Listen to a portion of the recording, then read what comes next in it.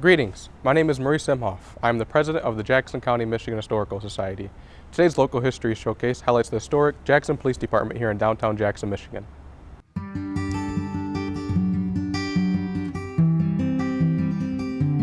The city of Jackson first formed its police department in 1873. At that time, the department consisted of 8 officers, including the chief of police. The first chief was Frank Standish, who reported to the mayor of the city and served for 2 years from 1873 to 1875. Officers worked a grueling 10 hours a day, 7 days a week, and made 16 cents an hour. Even so, those hours and that pay made their job one of the most sought after in the city at that time.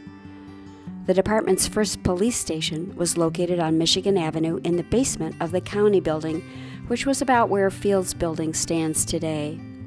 The police station included 3 cells, 1 large and 2 small.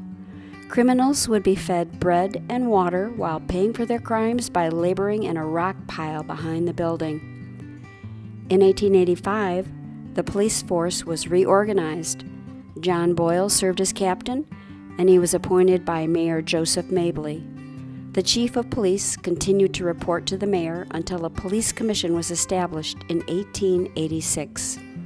At that time, the commission was composed of 3 people. The year 1897 was a turning point for the police headquarters. Since the existing headquarters were becoming dilapidated and were overrun with rodents, there was extensive lobbying for a new headquarters. The lobbying was successful, and a new headquarters was built at a cost of $8,000.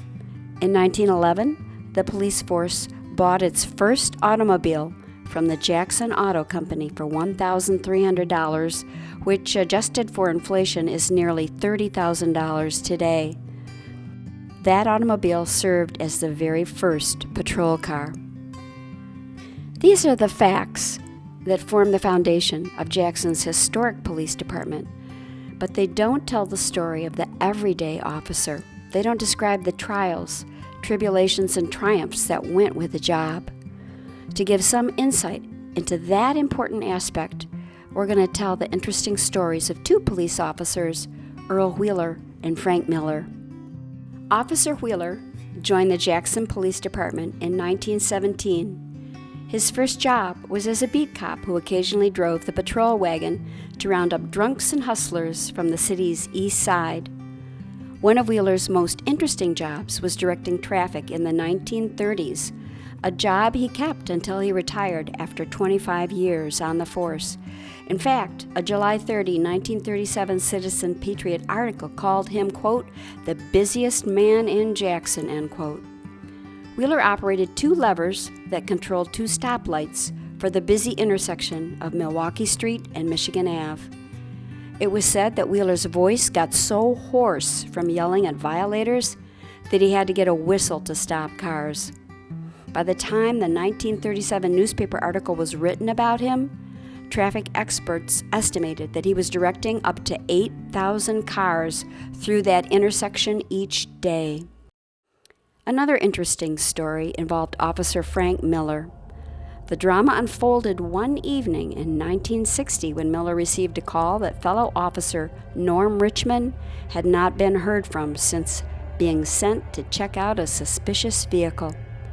So Miller went to the location only to find Officer Richmond walking toward him with 2 men on either side.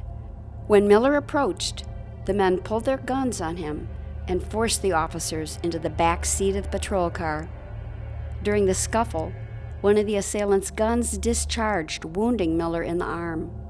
The assailants then handcuffed the officers, drove them into a field, handcuffed them to a tree, and intended to murder them there.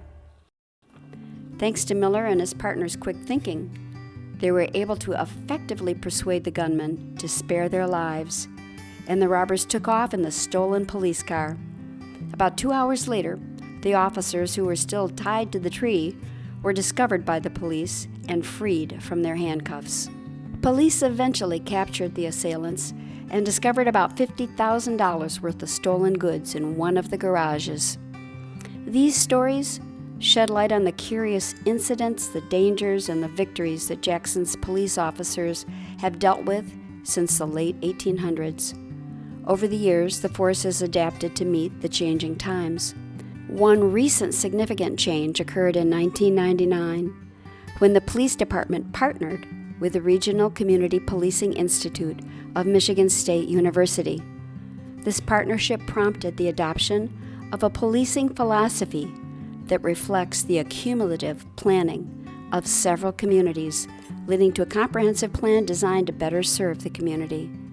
Today, the stated mission of the Jackson Police Department is to protect, serve, and safeguard all City of Jackson residents from crime and to help citizens when emergencies arise. And while the means and methods of accomplishing that have changed over the years, the goal of serving and protecting has endured since 1873. Thank you for joining us for today's local history showcase, highlighting the historic Jackson Police Department here in downtown Jackson, Michigan. I hope you'll join us for another.